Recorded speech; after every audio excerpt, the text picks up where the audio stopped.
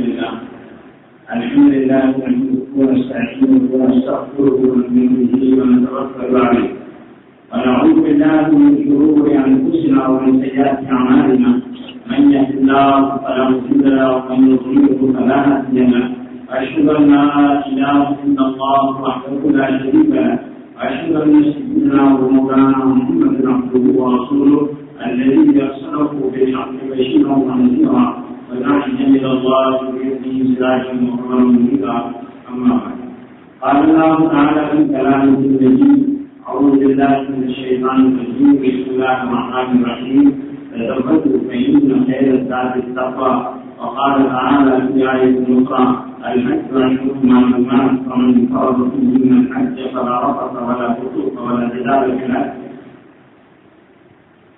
محترم بھائیو بزرگوں، حج اسلام کے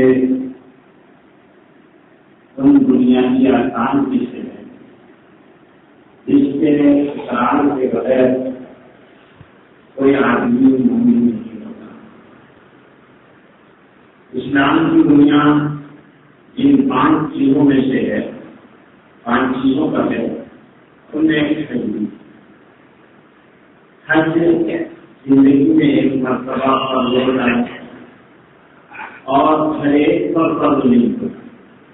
حج اس پر فرض ہوتا ہے جو وہاں پہنچنے کی طاقت رکھتا ہے. للہ الناس حج البیت من استطاع الیہ سبیلا. جو لوگ وہاں پہنچنے کی طاقت رکھتے ہیں، یعنی ان کے پاس اتنا سرمایہ ہے، اپنے بال بچوں کے ضروریات کو وہ پوری کر سکتے ہیں، اور وہاں کے سفر کی جو آج کل موجودہ زمانے میں ضروریات سفر ہیں، یعنی پاسپورٹ، ویزا اور ساری چیزیں قرآن داری، یہ تو اس میں شامل ہیں.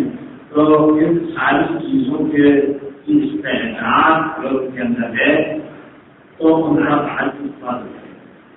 اور حج جب فرض ہو جائے تو اس میں تاخیر کرنا بہت بڑا گناہ ہے. اللہ کے رسول صلی اللہ علیہ وسلم نے ارشاد فرمایا کہ جس کے پاس حج کے اسباب ہو اور وہ حج نہ کرے تو چاہے یہودی ہو کر مرے یا نصرانی ہو کر مرے.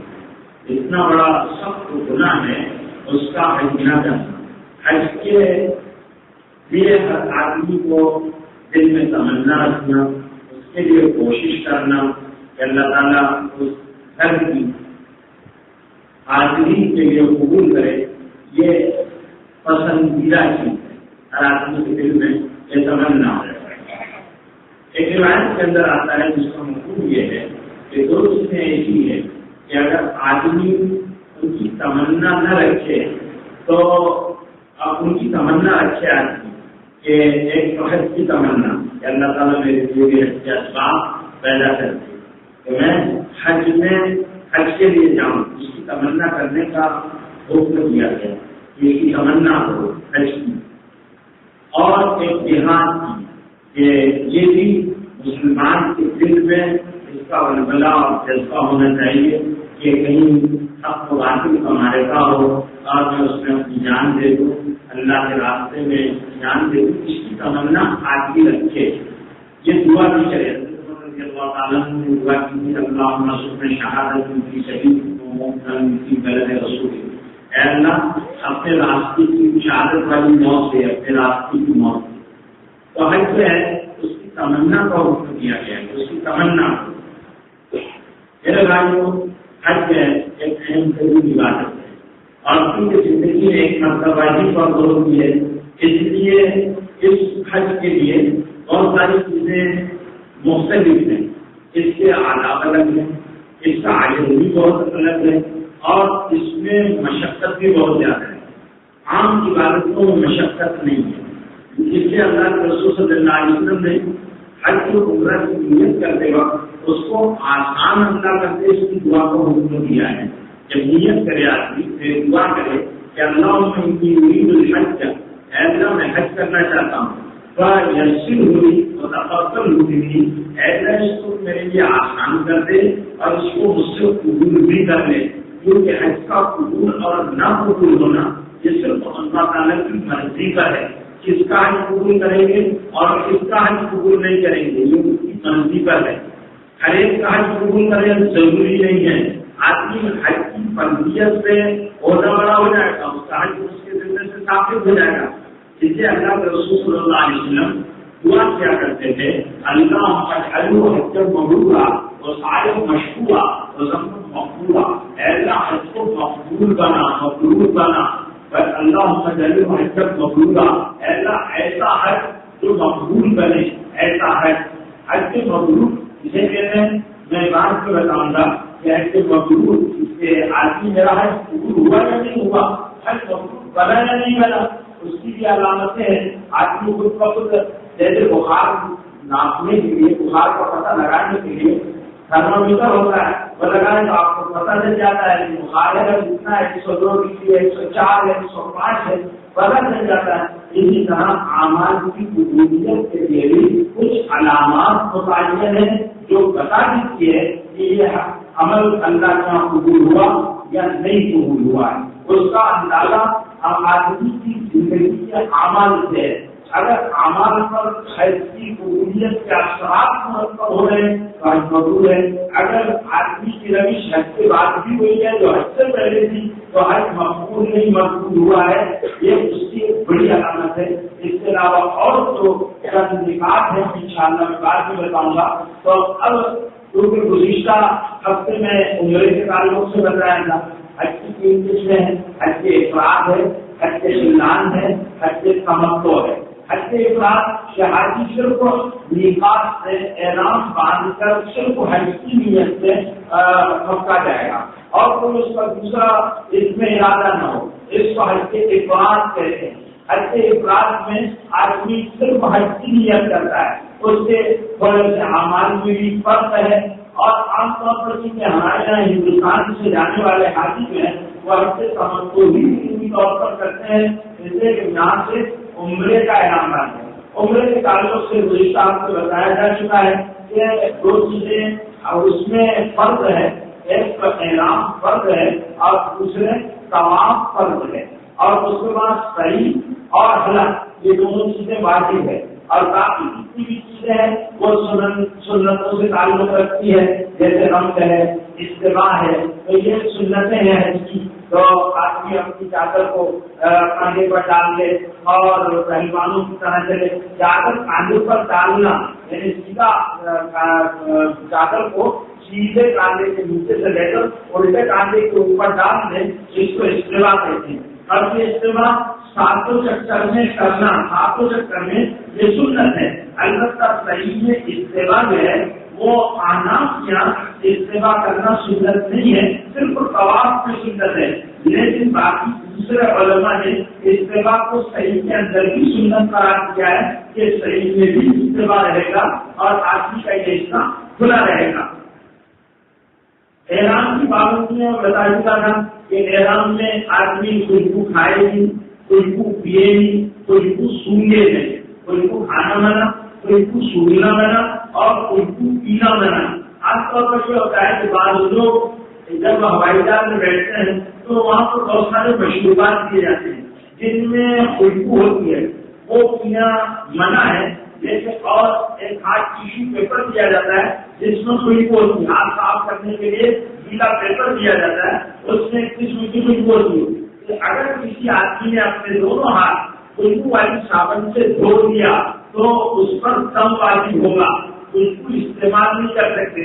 بعض لوگوں کی عادت بھی ہوتی ہے کہ وہ بیت الخلا کرنے کے بعد صابن خوشبو والی صابن سے ہاتھ دھوتے ہیں، تو خوشبو والی صابن حالت احرام میں خوشبو کی صابن استعمال نہیں کر سکتے، اس لیے کہ خوشبو کا استعمال منع ہے۔ آدمی اگر صابن استعمال کر لے گا تو اس کو دم لینا پڑے گا۔ دم کسے کہتے ہیں؟ ایک بکرا وہی پر وہ بھی حضور حرم میں لگا کر صدقہ کرنے کو دم کہتے ہیں۔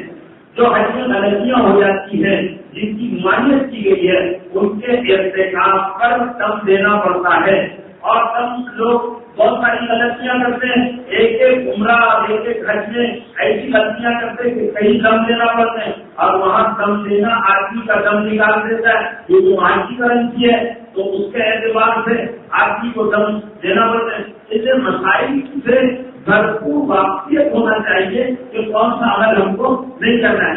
بیوی کے ساتھ جو حالت احرام کے بعد آدمی کیا وہ محبت کی اور یعنی اپنی نفسانیت کی اور شہوت کی بات کرے تو حالت احرام کے بعد تو کر سکتا ہے، لیکن حالت احرام میں نہیں کر سکتا. اگر آدمی نے کیا تو آدمی پر دم دینا پڑے گا، اور اگر وہ مبتلا ہو گیا تو اس پر دم ہے، اس لیے کہ ممانعت ہے. اللہ کے ایسے قرآن مجید میں فرمایا الحج اشہر معلومات فمن فرض فیہن الحج فلا رفث کی تفصیل ہے. محسنین نے لکھا ہے کہ رفث کے معنی ہوتے ہیں جسمانی جنسی خواہش کی تکمیل کرنا، یہ بھی منع ہے. بیوی آپ کی ہے اور لیکن آپ اس کے ساتھ اللہ کے لیے بھوکے رہنا ہے. آپ حالت احرام میں بیوی کے ساتھ تعلق نہیں رکھ سکتے. ہاں، جب آپ کا احرام اتر گیا بیوی حلال ہو جائے گی، پھر آپ اس سے اپنا تعلق رکھ سکتے ہیں، وہاں بھی مکے میں بھی مدینے میں بھی، لیکن حالت احرام میں بیوی سے تعلق نہیں رکھا جا سکتا ہے.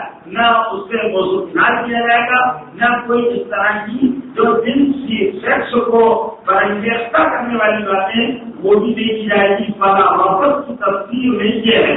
تو یہ چیزیں اب آپ نے چونکہ عمرے کے تعلق سے گزشتہ جو منسوخ کیا ہے، آپ کے حج کے تعلق سے ہی مسائل بتانے ہیں. اب آپ مکے میں ہیں، مکے کا اندر جس ہوٹل میں رہتے ہیں آپ وہاں پر احرام باندھیں گے. احرام باندھنے کے لیے اب آپ کو میقات آنا نہیں ہے، کیونکہ آپ نے میقات کے مکانی یعنی یلملم کی جو پارٹیاں ہیں اس کے بعد اندر آنا بغیر احرام کے درست نہیں ہے مکے میں جانے والے کو. لیکن اگر کوئی آدمی کا سفر مکے کی بجائے مدینہ ہے تو اس کو احرام کی ضرورت نہیں ہے.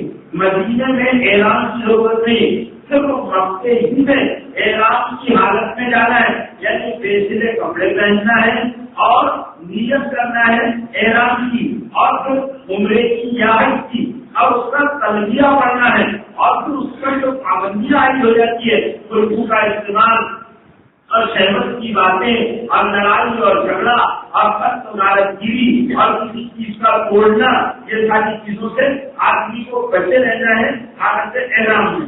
لیکن جب ایک احرام کی دوسری شرط یہ ہے کہ آپ صرف حج کرتے ہیں، اب احرام کے بعد آپ حلال ہوتے تھے، آپ مکے میں رہ رہے ہیں، تو اب آپ کو اپنی ہوٹل میں ہی احرام باندھنا ہے، اور یہ احرام باندھا جائے گا 8 ذی الحجہ کی صبح میں.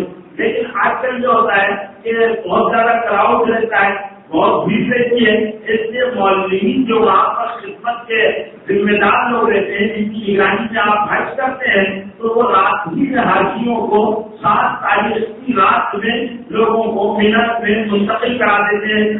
بڑا مجمع بجانا رہتا ہے، 40-50 لاکھ کا مجمع ہوتا ہے، تو اتنے بڑے مجمعے کو مینا منتقل کرنا پڑتا ہے. مینا مکے سے کچھ کلومیٹر کے فاصلے پر ایک خیموں کی بستی ہے، جہاں پر خیمے بنے ہوئے ہیں. وہ بہت بڑا میدان ہے، انہیں خیموں کا وہ 5 دن کے لیے آباد کیا جاتا ہے، وہاں پر آپ کو خیموں میں منتقل کر دیا جاتا ہے. تو اب یہاں پر اپنی ہوٹل میں آدمی غسل کرے، غسل کرنے کے بعد اپنا احرام کی جو چادریں ہیں ایک نیچے اور ایک اوپر دیسی چادریں پہن لیں، بنیان انڈر ویئر یہ ساری چیزیں اتار لیں. عورتوں کے لیے کوئی مخصوص احرام نہیں ہے، عورتوں کے لیے کوئی مخصوص احرام نہیں ہے، ان کا لباس ہی ان کا احرام ہے، ان کا برقع ہی ان کا احرام ہے. البتہ احرام پہننے کے بعد عورت اپنے چہرے کو کھلا رکھے گی، سر کو ڈھانپ کر رکھے گی اور اپنے چہرے کو کھلا رکھے گی. اس کے علاوہ اس کو کوئی دوسری چیز اختیار کرنے کی. مرد احرام کی جو چادریں پہن لینے کے بعد اپنے پیر میں جوتے نہیں پہن سکتا، جوتے نہیں پہن سکتا. ایسے کہ کشمیر کی ہڈی جو انگوٹے کے پاس سے لے کر یہ جو اگلی ہوئی ہڈی ہوتی ہے جس کو کاف کہتے ہیں، پیر کے اوپر کی سطح پر اس کو ڈھانکا نہیں جا سکتا، اس کو کھلا ہی رکھنا ہے.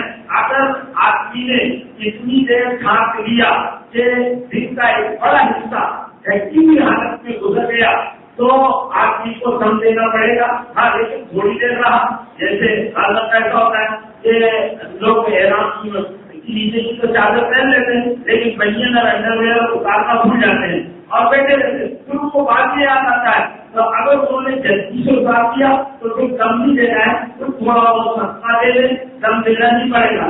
لیکن اگر دن کا بڑا حصہ ایک دن اسی حالت میں گزار دیا تو اب دم دینا پڑے گا۔ آدمی چھڑے ہوئے کپڑے نہیں پہن سکتا، سر کھلا رہے گا، چہرہ کھلا رہے گا اور پیروں کی جو کشمی چہرتی ہے یہ کھلی رہے گی، یہ احرام کی پابندی ہے۔ اور کوئی خدا کی آگ کی استعمال نہیں کرے گا اور شہرت کی بات نہیں کرے گا۔ نہانے کے بعد بدن کو ملنا اور میل نکالنا اور اسی طرح جوئیں نکالنا، یہ ساری چیزیں احرام کی حالت میں منع ہے۔ درختوں کے پتے توڑنا یہ بھی نہانے کی ضرورت ہے، آپ کی وہ غسل فرض ہو جائے، نہ سکتا ہے، گرمی زیادہ ہے تو آپ کی ٹھنڈا پانی ڈال لیں، لیکن بدن کو نہ ملے، گاڑی کو زیادہ نہ گھسے، خوشبو والی صابن نہ استعمال کرے، خوشبو کا استعمال بالکل حالت احرام بھی منع ہے۔ اب آپ نے اپنی ہوٹل کے اندر 2 رکعت احرام کا مقابلہ کیا، نہ کیا، 2 رکعت نماز احرام کی پڑھیں گے، یہ سنت ہے نماز پڑھنا، اور اس نیت سے پڑھیں گے میں 2 رکعت نماز سنت احرام کی نیت سے پڑھتا ہوں، اور آدمی اللہ اکبر کہہ کر نماز پڑھے، سلام پھیرے، سلام پھیرنے کے بعد بآواز بلند یہ کہے کہ اے اللہ، اللہم انی ارید الحج، اللہ میں حج کرنا چاہتا ہوں، اللہم انی ارید الحج فیسرنی وتقبلہ منی، اے اللہ تو اس کو آسان کر دے اور اس کو مجھ سے قبول کر لے۔ یہ کہہ دیا، پھر اس کے بعد لبیک حجا، یہ کہہ کر لبیک حجا، لبیک حجا یہ کہے گا، اور پھر بآواز بلند 3 مرتبہ مرد اور عورتیں پست آواز سے، لیکن ایسی پست آواز کی نہیں تو ان کو خود سنائی نہ دے، پست آواز کہ اگر کوئی آدمی بازو میں عورتیں بیٹھی ہے تو ان کی آواز سن لے، اور مرد بآواز بلند لبیک اللہم لبیک، لبیک لا شریک لک لبیک، ان الحمد والنعمت لک والملک لا شریک لک، یہ تلبیہ 3 مرتبہ پڑے گا۔ اور اب حج کا تلبیہ ہو گیا۔ آج کی 8 تاریخ کی ذوالحجہ کی صبح میں فجر کی نماز مکہ شہر سے پڑھ کر مینا کے لیے روانہ ہو۔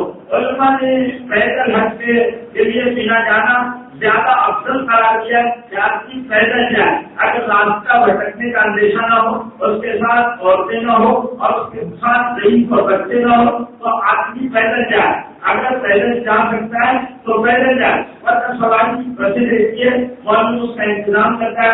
اب آپ بس سے سوار ہوئے تو پہلے لبیک پڑھیں گے، لبیک اللہم لبیک، لبیک لا شریک لک لبیک، ان الحمد والنعمت لک والملک لا شریک لک، یہ پڑھیں گے۔ اور جب بھی پڑھیں علماء نے 3 مرتبہ پڑھنے کو مستحب دیکھا ہے کہ 3 مرتبہ جب بھی تلبیہ پڑھے کم سے کم 3 مرتبہ پڑھے، تلبیہ کی کثرت کرے۔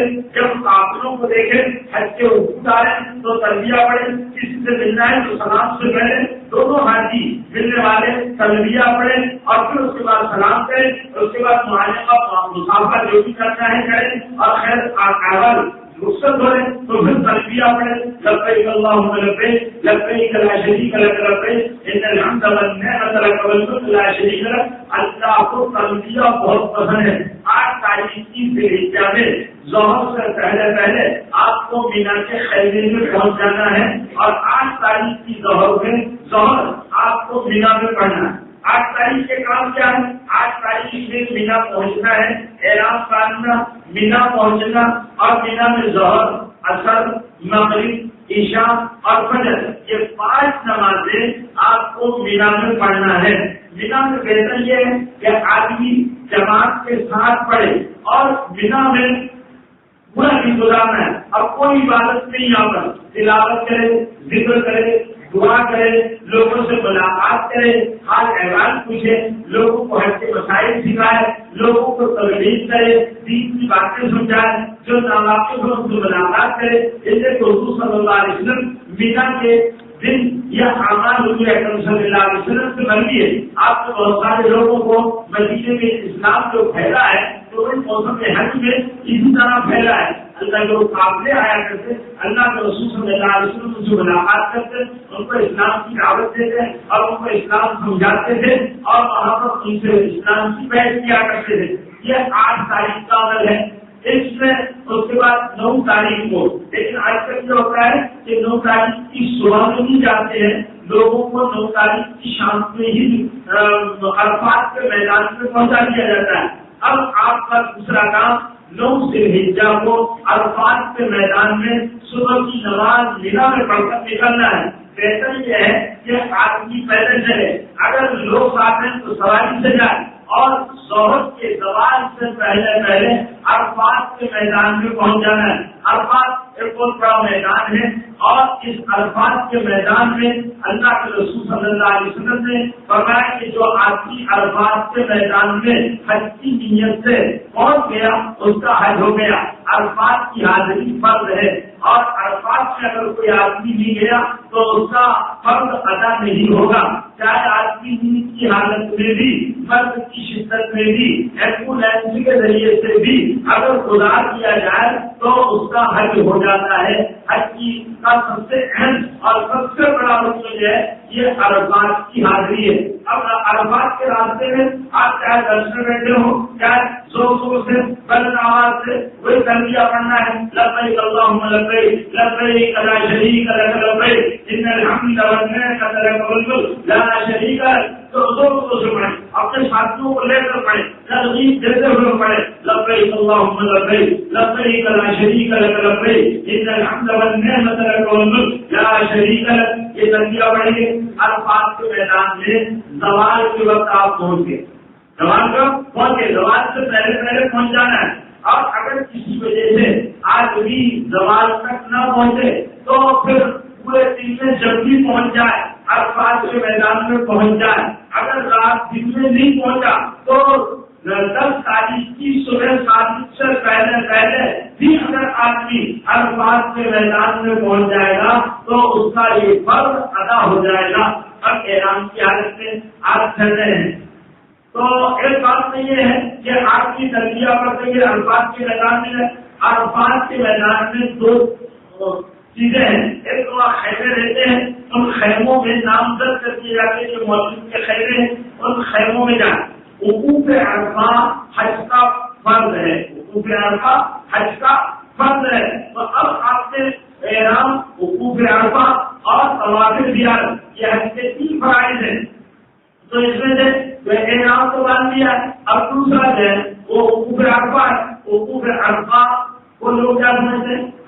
میرا جو مشاہدہ ہے وہ میں نے دیکھا، لوگ عرفات کے میدان میں جانے کے بعد سو جاتے ہیں اور پڑے رہتے ہیں، اجازت ہو جاتے ہیں، پڑے رہیں گے، یا پھر مولوی کی طرف سے کھانا ملتا ہے کیونکہ وہاں آپ کے پاس کھانا نہیں رہتا ہے 9 تاریخ کو، تو آپ کی کھانے کی جو خیراتی تنظیمیں ہیں طرف ہے، وہاں پر خیراتی طرف وہ کھانا بانٹتے رہتے ہیں، چھتریاں بانٹتے رہتے ہیں، پانی بانٹتے رہتے ہیں، اور حاجی لوگوں کو ہم نے دیکھا ہے کہ دوڑتے ہیں، بھیڑ لگاتے ہیں اور اس پر جھپٹ پڑتے رہتے ہیں گاڑیوں پر۔ یہ وہ غلط بات ہے۔ حاجی غیر اللہ کی مانگنے کے لیے نہیں آیا، خیرات کسی سے کھانے کے لیے نہیں آیا، وہ تو ایسے لوگوں کے لیے جو غریب غربا ہے اور حج کے لیے آئے ہیں، ان لوگوں کو عربوں کا ہمیشہ سے مزاج یہ رہا کہ وہ حاجیوں کا اکرام کیا کرتے تھے اور وہ ان کو دیا کرتے تھے۔ جن لوگوں کے بعد اللہ نے شاید حیثیت بنایا ان کو نہ کی چھتریاں لینا چاہیے، نہ پانی لینا چاہیے، پانی تو خیر اس کی جیسے ہی بانٹا جاتا ہے،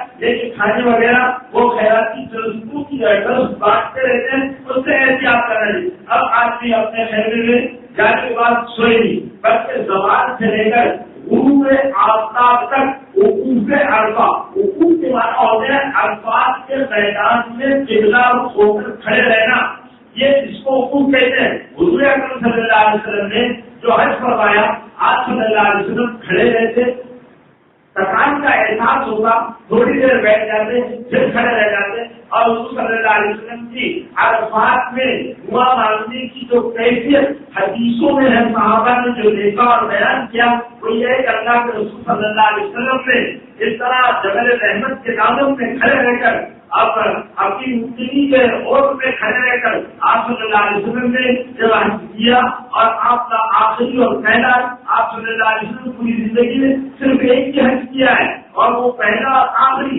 اسی کو حجۃ الوداع کہا جاتا ہے، رخصتی والا حج، اور یہ آپ کا پہلا آخری ہے۔ رسول صلی اللہ علیہ وسلم نے 4 عمرے کیے اور ایک حج کیا، پوری زندگی میں 4 عمرے اور ایک حج۔ ایک تو اسی حج کے ساتھ عمرہ کیا آپ صلی اللہ علیہ وسلم نے، اس نے اعلان کو امام شافعی رحمۃ اللہ علیہ نے افضل قرار دیا۔ رسول صلی اللہ علیہ وسلم نے ذوالحلیفہ سے جب احرام باندھا تو حج کا اور عمرے کا دونوں کی نیت تھی، اور دونوں کی نیت کر کر آپ صلی اللہ علیہ وسلم نے عمرہ کیا۔ عمرے کے بعد احرام باقی رہتا ہے، احرام اتارا نہیں جاتا۔ تمتع میں احرام اتار کیا جاتا ہے، ایران میں احرام نہیں اتارا جاتا ہے۔ تو آپ صلی اللہ علیہ وسلم نے یہ کیا، جہانہ سے کیا، اور 2 مرتبہ اور 2 موقع ہیں جن کو حضور اکرم صلی اللہ علیہ وسلم نے عمرہ فرمایا ہے۔ تو حضور اکرم صلی اللہ علیہ وسلم وہاں پر جبل رحمت کے قریب سے آپ صلی اللہ علیہ وسلم اپنی اونگلی، اس کا نام حدیث کی کتابوں میں قصبہ ہے، اس کے پاس کھڑے تھے اور اس طرح ہاتھ آپ صلی اللہ علیہ وسلم عام طور پر اللہ کے رسول سے دعا فرماتے تو آپ کے ہاتھ اس طرح ہوتے۔ بعض دعا مانگنے والوں کا یہ ہے کہ آنکھوں کو بند کر لیں گے، آنکھوں کو منہ پر ہاتھ رکھ کر اس طرح دعا کرنا مکروہ ہے۔ تو لوگ اس طرح، بعض لوگ اس طرح ہاتھ باندھ لیتے، بعض لوگ اس طرح کر لیتے ہیں، تو یہ سب دعا کے ادب کے خلاف عمل ہے۔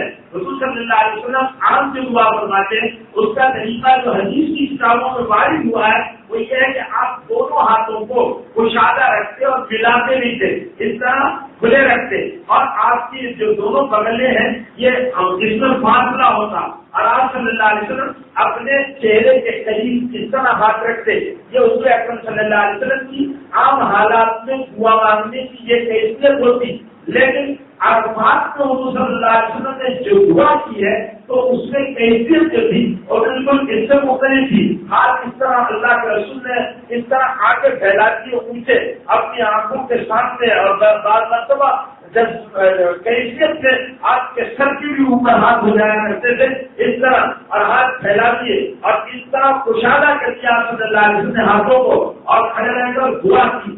عرفات کی دعائیں اللہ رد نہیں کرتا، عرفات کی دعائیں اللہ رد نہیں کرتا۔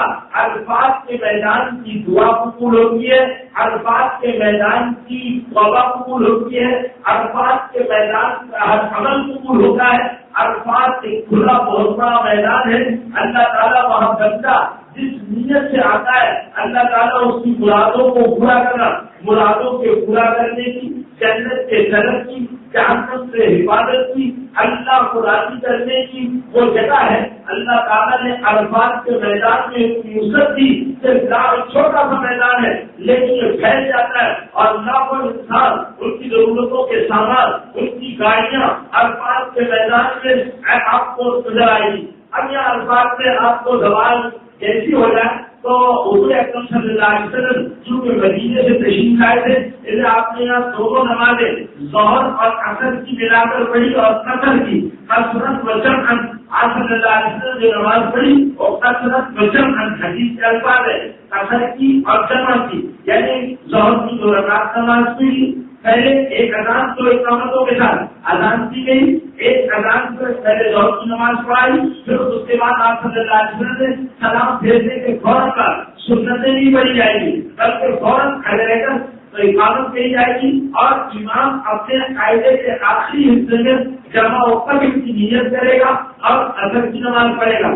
جو لوگ مسافر ہیں وہ قصر کریں گے، جو لوگ مقیم ہیں حضرت عثمان رضی اللہ تعالیٰ کا عمل یہ ہے کہ انہوں نے مکے میں مقیم ہونے کی وجہ سے یہاں قصر نہیں کیا، اتمام کیا ہے، اور وہ اتمام کریں گے، اور اتمام کرنے والے اپنے اعتبار سے پھر ظہر کے وقت میں عصر کے وقت میں پڑھیں گے۔ اور جو لوگ حج کے لیے جائیں اور مسجد نمرہ ایک عرفات کے میدان میں مسجد ہے جہاں پر امام آ کر لوگوں کو نماز پڑھاتا ہے، جو حاجی عرفات کے میدان میں مسجد نمرہ میں امام حج جو ہے ایک امیر الحج ہوتا ہے، امیر الحج کے پیچھے نماز پڑھے گا، وہ جمع بھی کرے گا قصر بھی کرے گا، جمع کرے گا قصر کرے گا، اس کے بعد خطبہ ہوگا، امام خطبہ دے گا نمازوں کے بعد، اور پھر اس کے بعد دعا کرائے گا، اور اس کے بعد وہ انفرادی طور پر اپنی دعائیں کرتے رہیں گے غروب تک، کیونکہ جب عرفات کے میدان میں لوگ زوال کے بعد آ جاتے ہیں تو عرفات کے پورے میدان کو فوج کے ذریعے سے بند کر دیا جاتا ہے.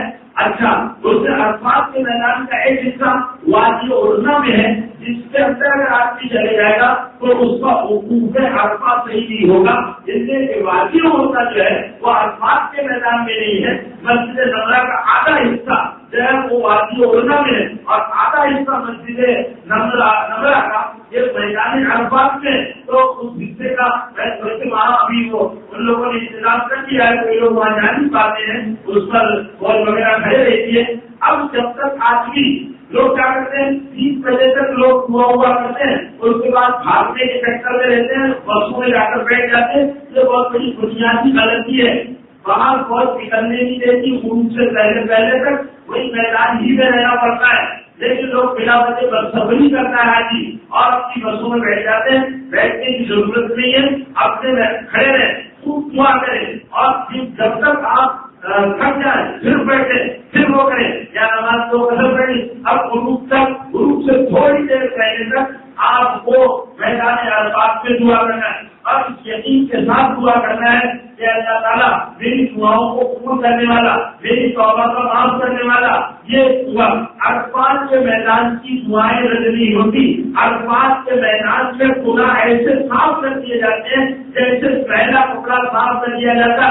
جب حاجی مغرب سے تھوڑی دیر پہلے عرفات کے میدان سے نکلتا ہے، حدیث کے اندر حدیث میں آتا ہے کہ آدمی جب عرفات سے لوٹتا ہے تو اس کی حالت ایسی ہوتی ہے کہ جو امت ولدت اليوم، آج ہی اس کی ماں نے اس کو پیدا کیا، امت ولدت اليوم، آج ہی اس کی ماں نے اس کو پیدا کیا، بے داغ گناہوں سے صاف ستھرا مطہر مزکی ہو کر عرفات کے میدان سے آدمی اور اللہ پاک کر دیتے ہیں. گندے سے گندا کپڑا عرفات کے میدان میں صاف ہو جاتا ہے اور دامن کے داغ دھو دیے جاتے ہیں. اسے خوب جم کر اور خوب کی لگا کر عرفات کے میدان سے آدمی دعا کرے، کھڑے رہ کر کرے، اور جو آدمی کھڑے رہنے سے قاصر ہے وہ بیٹھ کر کرے، کھلے میدان میں کرے، قبلے کے روح پر ہو، یقین کے ساتھ کرے. اپنے ایک گناہ کو یاد کر کر کبیرہ گناہ کو یاد کر کر کے اللہ سے معافی مانگے. اور وہاں کو اپنے بزرگوں سے اللہ سے سنا ہے کہ آپ کی کہنا میں نے اتنے مرتبہ زنا کیا، میں ہر زنا سے گناہ سے معافی مانگتا ہوں، اللہ نے تجھے معاف کر دیا، اللہ نے یہ کام کیا، اللہ معاف کرے. حقوق العباد نہیں معاف ہوتے، حقوق اللہ معاف ہو جاتے، حقوق العباد معاف نہیں ہوتے. کسی کا لینا دینا ہے، چاہے مسلمان کو غیر مسلم کو، اس کا دینا پڑے گا، اللہ وہ معاف نہیں کرے گا. حقوق العباد معاف نہیں ہوں گے، حقوق اللہ معاف ہو جائیں گے. کسی کی عبادت جملہ معاف نہیں ہوگی، اللہ کے حقوق اللہ معاف کر دے گا. اللہ تعالیٰ نے یہ چیز اپنے اختیار میں نہیں رکھی ہے کہ بندوں پر کوئی زیادتی کرے تو اس کو اللہ معاف کرے. اللہ نے کہا کہ یہ میں اپنا اختیار اس میں نہیں رکھوں گا. اللہ اتنے بار اختیار ہونے کے بعد، مختار کل ہونے کے بعد ساری چیزیں ان کے قبضے قدرت میں، لیکن انہوں نے مخلوق کے معاملے کو اپنے ہاتھ میں نہیں رکھا ہے. میں بھی معاملے میں بندوں سے معاف کراؤ، بندوں سے معاف کراؤ. اگر آپ نے کسی بھی آدمی یہاں تک کہ مارواڑی، ہندو، عیسائی، نصرانی، پارسی، مجوسی کا حق بھی آپ پر ہے تو آپ کو اللہ کی عدالت میں اس حق کی ادائیگی کرنا پڑے گی. معاف نہیں ہوگا، معاف نہیں ہوگا. جو کہ سمجھتے ہیں یا دوسروں کے ساتھ کرنے نہیں، اسلام کے ساتھ کا یہ سب فرمان ہے، ان کے حقوق کو آپ کو ادا کرنا پڑے. اب عرفات کے میدان میں آپ مغرب کی نماز نہیں پڑھتے. ابھی جہاں عرفات کے میدان میں اگر کسی نے پڑھ بھی دیا تو مغرب کی نماز ادا نہیں ہوگی. اب عرفات کے میدان میں غروب ہونے کے بعد بھی کر جائیں. اب کہاں جانا ہے آپ کو؟ مزدلفہ چلنا ہے. اب مزدلفہ کی یہ رات جو عید کی ہمارے یہاں سے رات ہوتی ہے تو عرفے کا دن لوگ بھی نہیں جاؤ گے.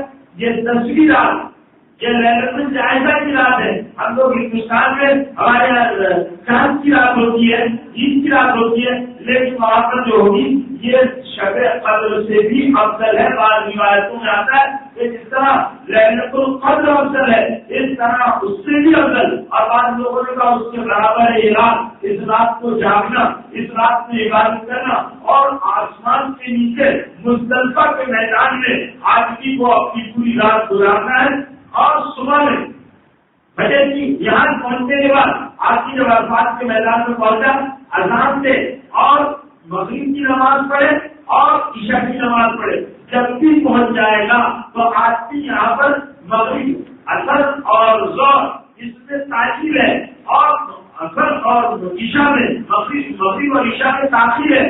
مزدلفہ میں پہنچ کر جب بھی آپ پہنچے 12 بجے, 2 بجے, 3 بجے, صبح صادق سے پہلے آپ کو اگر آپ اندازہ ہو جائے کہ اگر ہم آپ مزدلفہ بھیڑ کی وجہ سے نہیں پہنچ پائیں گے تو پھر راستے میں آدمی نماز پڑھ لے.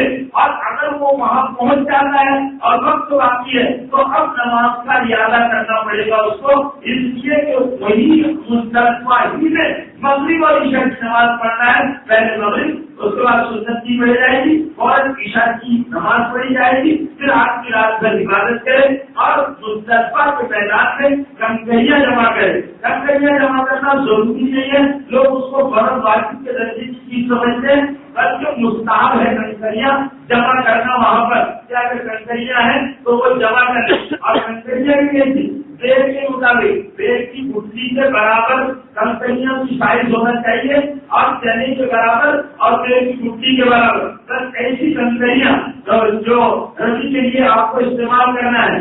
اب آپ کا 9 ذوالحجہ کا دن نکلا تو 10 ذوالحجہ آپ کی مزدلفہ میں صبح فجر کی نماز کا پھر وہی مشعر حرام, ایک پہاڑی کا نام مشعر حرام ہے.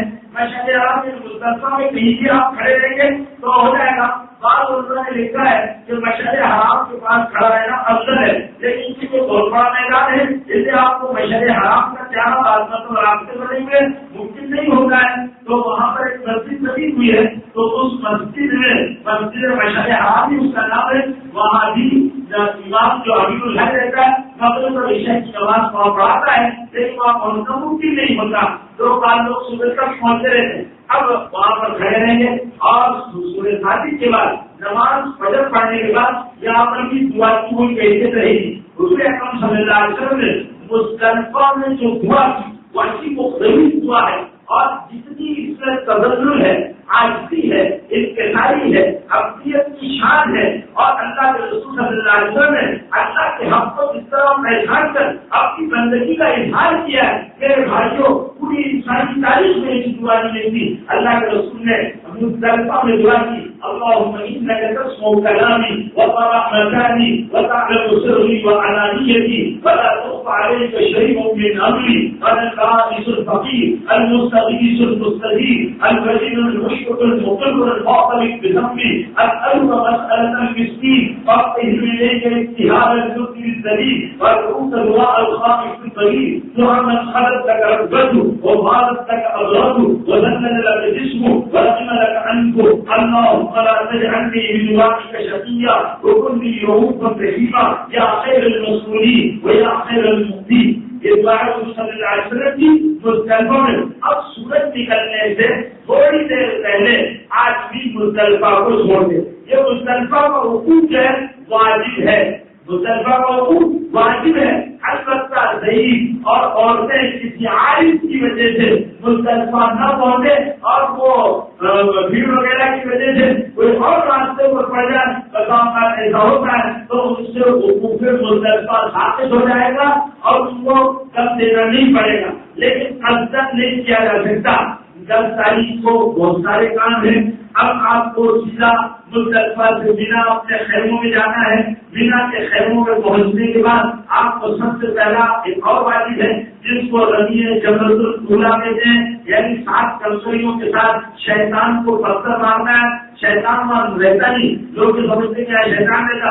بڑے پلر بنا کر رکھے ہیں حکومت نے, ان پلروں کے پاس ہال بنا دیا ہے, وہاں کھڑے رہ کر آپ کو رمی کرنا ہے. یہ رمی واجب ہے. 7 کنکریاں ایک ساتھ ماریں گے تو ایک ہی کنکری, ایک کنکری مارنے کا طریقہ یہ ہے کہ یہ جو انگوٹا ہے اس انگوٹے اور شہادت والی انگلی سے اس طرح کنکری کو پکڑے اور اپنے کانوں کے اوپر اس طرح ہاتھ کو پیچھے لے جائے اور پیچھے لے جانے کے بعد بسم اللہ نیت کرے، اے اللہ میں رضی کرتا ہوں 7 کنکریوں کے ساتھ تیری فضا کے لیے، شیطان کو ناراض کرنے کے لیے، رضا الرحمن ربن للشیطان بسم اللہ اللہ اکبر کر کر کنکری مارے۔ اگر کنکری حوض کے باہر گری کنکری مقبول ہوگی، دوسری مارے حوض میں گر گئی کنکری مقبول ہو گئی، بس ساتھ مارنا ہے، ایک بسم اللہ اللہ اکبر بسم اللہ اللہ اکبر بسم اللہ اللہ اکبر، اس طرح ساتھ مارے۔ لوگوں کو ہم نے دیکھا جھوٹے مارتے، پتھر مارتے، کیا نہیں کرتے، عجیب عجیب تماشے کرتے رہتے، یہ سارے ناواقفیت شیطان کو اثر میں وہاں کوئی شیطان نہیں رہتا، وہاں وہ واقعہ یہ ہے کہ حضرت ابراہیم علیہ السلام، حضرت اسماعیل علیہ السلام، حضرت حاجرہ علیہ السلام پر شیطان نے 3 انداز سے حملے کیے تھے۔ حضرت ابراہیم علیہ السلام نے اس پر پتھر پھینکے تھے اور حضرت اسماعیل نے پتھر پھینکے تھے، تو وہ عمل اللہ کو بہت پسند آیا تھا۔ مسلمان کو اپنے اندر کے شیطانیت کو دور کرنا ہوا اور اس کے نفوس کو، اس کا جو اثر ہے پوری زندگی شیطان کے ساتھ رہ کر گیا ہے یہاں سے، تو اس کے اثر کو ظاہر کرنا ہے، اپنے اندر کی شیطانیت کو سچنے سے کہ اللہ میرے اندر تو نے انسان بنایا، میں شیطان بنا، آج یہ شیطانیت بسم اللہ اللہ اکبر، یہ شیطانیت بھی دور، یہ شیطانیت بھی دور، یہ شیطانیت بھی دور، یہ شیطانیت بھی دور، اپنے شیطان کو اپنے اندر سے نکالنا ہے اور مہمان کو بنانا ہے۔ اس لیے دعا تعلیم فرمائے رضا الرحمن رحمن للشیطان، رحمان راضی ہو شیطان ناراض ہو، شیطان کی مانو گے تو شیطان خوش، رحمان کی مانو گے تو رحمان خوش، تو رحمان کو راضی کرنا ہے، شیطان کو ناراض کرنا ہے۔ اس دن سے زیادہ یعنی جب رضی کی جاتی ہے تب سے زیادہ شیطان کسی دن خار نہیں ہوتا، کسی دن اتنا دل ملاتا نہیں، اتنا بے چین و بے قرار نہیں رہتا، اس دن بہت اس کو شدید تکلیف ہوتی ہے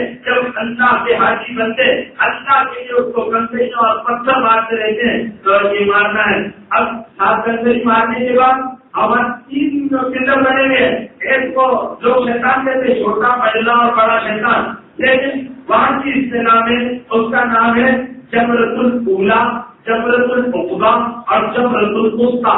جمرۃ الاولیٰ یہ چھوٹا جمرہ ہے، جمرۃ الوسطیٰ بیچ والا ہے اور جمرۃ العقبہ بڑا ہے۔ 10 تاریخ کو صرف 7 ہی کنکری مارنا ہے اور واپس آپ کو آنا ہے، اب قربانی کرنا ہے، اور قربانی اس کو دم شکر کہتے ہیں۔ یہ دم شکر قربانی کی جائے گی جن حاجیوں پر اگر صاحب حیثیت ہے زکات نکالتے ہیں تو ان پر ایک تو ان کی قربانی کی جو 10 تاریخ کو قربانی ہے، جس کی قربانی ان پر واجب ہے وہ بھی قربانی دینا ہے، وہ قربانی چاہے اپنے گھر والوں کو نامزد کرتے، پیسہ دیتے، ذمہ دار بناتے، دنیا میں کہیں بھی کرا ہے، لیکن دم شکر وہیں پر کرنا ہے اور اسی دن کرنا ہے۔ 3 دنوں میں آپ کو قربانی دینا ہے، وہ قربانی آپ کے دن، اور جب تک آپ احرام سے باہر نہیں نکل سکتے اب قربانی دی جائے گی آپ کی۔ اب قربانی کا اصل طریقہ اپنے آپ سے، لیکن اتنے لوگ ہیں انہوں نے زراعت کا ہاؤس بنا رکھے، وہاں تک آپ کا پہنچنا مشکل ہے، تو اب آپ کسی کو وکیل بنا دیں گے قربانی کا، اب وہ وکیل آپ کو اطلاع دے دے گا آپ کی قربانی ہو گئی، تو آپ اس کے بعد حلف بنائیں گے، یعنی بالوں کو صاف کریں گے، بھی کر سکتے ہیں اور بالوں کو صاف، یہ 4تھا واجب ہے، یہ 4تھا واجب ہے۔ اب یہ کر لینے کے بعد آپ احرام کے کپڑوں کو اتار سکتے ہیں اور آپ پر احرام کی پابندیاں سب تحلیہ اور اولا ہو جائے گی، بیوی چھوڑ کر ساری چیزیں حلال ہو جائے گی، بیوی ابھی حلال نہیں ہوگی، بیوی حلال ہی رہے گی، لیکن یہ ساری چیزیں خوشبو والا کھا سکتے ہیں، آپ بال بنا سکتے ہیں، ہاں حالت احرام میں بھی آپ کسی حاجی کے کا ٹکلا کر سکتے ہیں اور اپنا دکھ بھی ٹکلا کر سکتے ہیں، آپ کی بیوی ہے تو آپ اس کے بالوں کا قصر کر سکتے ہیں، یہ جائز ہے۔ تو یہ ہو گیا۔ اب یہ 4تھا واجب پورا ہونے کے بعد آپ بنا کے خیمے میں رہیں گے، کھاؤ پیو آرام کرو یا نمازوں کا اہتمام کرو۔ اب اس کے بعد آپ کے دل میں 1 گھنٹہ فرض آپ لے گیا، اس کو طواف افاضہ اور طواف زیارت کہتے ہیں۔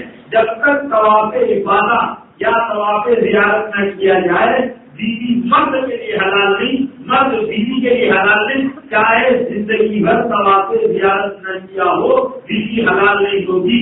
اب طواف زیارت کے لیے آپ کو مکہ جانا ہے، اب مکہ جانے کے بعد آپ طواف افاضہ کریں گے، یہ فرض ہے حج کا، چاہے 10 کو کر لو، چاہے 11 کو کر لو، چاہے 12 کے غروب سے پہلے کر لو، 12 تاریخ کے غروب سے پہلے آپ کو کرنا ہے۔ آپ یہ کر لیا آپ نے، تب آپ کے دل میں طواف زیارت فرض حج سے ادا ہو گئے۔ اس کے بعد آپ کو 11 تاریخ کو زوال کے بعد تینوں شیطانوں کو کنکری مارنا ہے، اور غروب تک مارنا یہ افضل ہے۔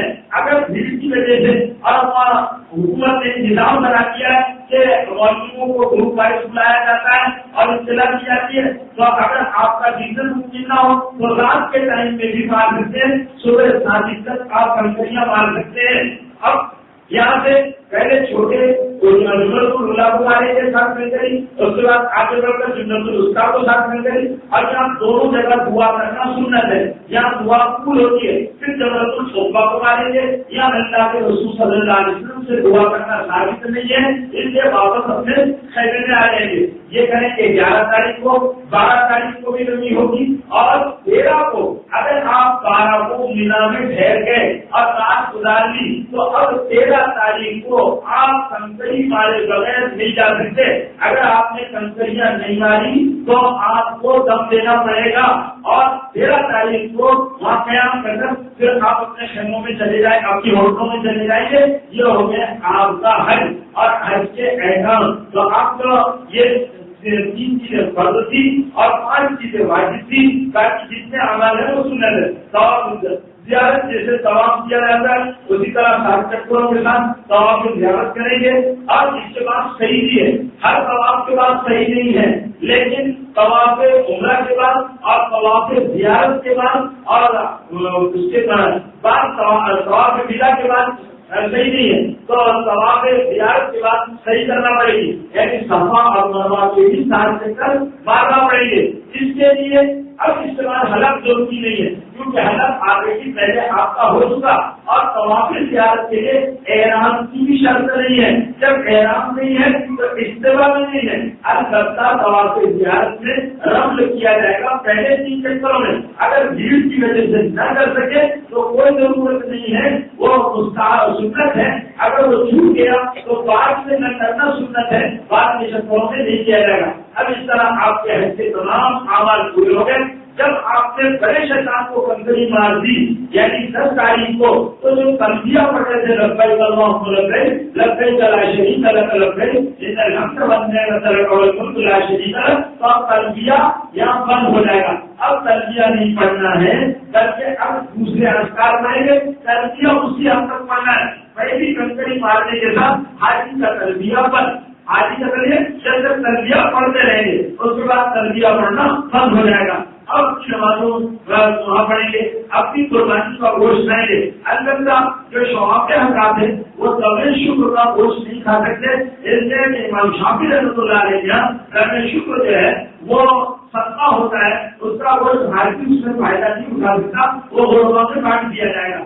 آنس یہاں طویل شکر کی حیثیت قربانی کے گوشت کی دیتی ہے، جیسے حاجی اپنے طویل شکروں میں سے گوشت لا سکتا ہے، کھلا سکتا ہے، کھا سکتا ہے، اس کے لیے جائز ہے۔ ارے قربانی کا مسئلہ ہو گیا۔ اس کے بعد میرے بھائیوں یہ ہے کہ آپ کی جتنے بھی ایام وہاں رہے تو وہ وہاں پر اپنے رہنے کے ایام میں خوب طواف کرے، خوب اللہ کو راضی کرنے کی فکر کرے، اور وہاں پر زیادہ سے زیادہ عبادت کی مجبوری میں مصروف ہے۔ اس لیے کہ حاجی بن جانا الفاظ کے کھڑے ہونے کے بعد اب حاجی تو ہو گئے، لیکن اللہ نے یہ حج یا معاملے میں بھی ہے مکتب عشق کے انداز نرالے دیکھے، مکتب عشق کے انداز نرالے دیکھے، چھٹی اس کو سمجھنے جس نے سبق یاد کیا۔ اللہ نے سورہ بقرہ میں فرمایا فَإِذَا أَفَضْتُم مِّنْ عَرَفَاتٍ فاذكروا الله عند المشعر الحرام، جب تم عرفات کے میدان سے ہو آؤ تو مشعر حرام کے پاس اللہ کو یاد کرو۔ ویسا بھلے ہی تم مناسک ہو، اور جب تمہارے یہ سارے مناسک اکٹھے ہو جائیں، یعنی رمی بھی کر لو، قربانی بھی کر لو، اور تم طواف زیارت بھی کر لو، حلق بھی کر لو، وقوف عرفہ بھی کر لو، تو اب تم یہ وقت سمجھو کہ چھٹی ہو گئی، بلکہ فاذکروا اللہ ذکرکم آباءکم واشد ذکرا، اللہ کو خود یاد کرو، جیسے اپنے باپ دادا کو یاد کر دو، بلکہ اس سے بھی زیادہ اللہ کو یاد کرو، اور اشد ذکر، بہت زیادہ اللہ کو یاد کرو۔ اب اللہ کے ذکر کی کثرت حاجی کا وظیفہ بن جائے، خوب اللہ کو یاد کرتے رہے، خوب اللہ کا ترتیب پڑھنا، اللہ کو یاد کرنا نہیں لیتے، اللہ دل سے، جیسے ماں باپ اولاد کو دل سے آدمی یاد کرتے رہے گا، اس طرح اللہ وہ آدمی دل سے یاد کرنے والا بن جائے۔ بس اللہ کا ذکر کو آباءکم واشد ذکرا، رات میں یہ کہا گیا ہے کہ جیسے تم باپ دادا کو یاد کرتے ہو، بلکہ اس سے بھی زیادہ اللہ کو یاد کرنے والے بن جاؤ، اور اپنے ساتھ تقوی کا سامان لے لو، اور عرض کو اس طرح پورا کرو جس میں اس انداز سے یہ تو ظاہر ہے اس کا انشاءاللہ